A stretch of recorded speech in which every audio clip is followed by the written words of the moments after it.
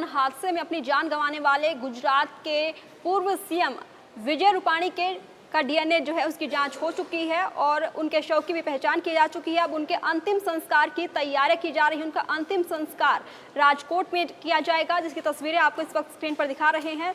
तो जिन लोगों ने विमान हादसे में अपनी जान गंवाई थी, उन सभी के शव की पहचान के लिए डीएनए ही एक आखिरी हथियार बचा था, ताकि उनके शव उनके परिजनों को सौंपे जा सके।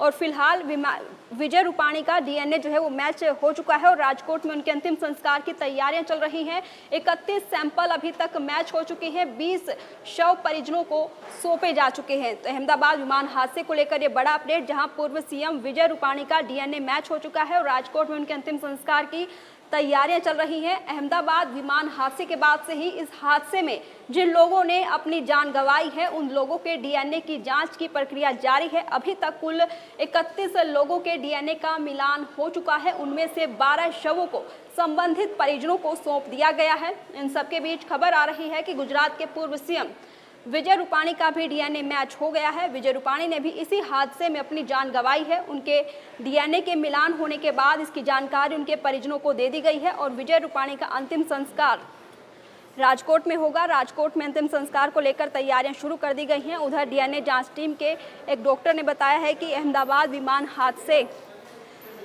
में जिन लोगों ने अपनी जान गंवाई है, उन लोगों के डीएनए के जरिए उनके शवों की पहचान की जा चुकी है। कई शव इतनी बुरी तरीके से जल गए हैं या फिर शत विशत हो गए हैं कि उनकी पहचान कर पाना मुश्किल हो गया है। अब डीएनए को ही हथियार बनाकर एक तरीके से उनके शवों की पहचान करने की प्रक्रिया जारी है। आपको बता दें कि मुख्यमंत्री रहने के दौरान अहमदाबाद से लंदन के लिए डायरेक्ट फ्लाइट विजय रूपाणी ने ही शुरू की थी। उस समय किसी ने सोचा तक नहीं था कि उनकी मौत इसी यात्रा के दौरान हो जाएगी।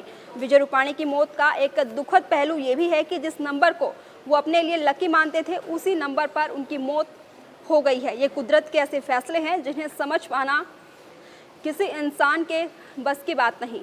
और हादसे के प्रत्यक्षदर्शियों का कहना है कि हमें आसमान में काला धुआं दिखा तो लगा कि कहीं आग लग गई होगी, जिसके बाद पता चला कि एयर इंडिया का विमान क्रैश हो गया है। प्रत्यक्षदर्शी राकेश मिश्रा ने कहा कि पूरा प्लेन आग के गोले में तब्दील हो चुका था।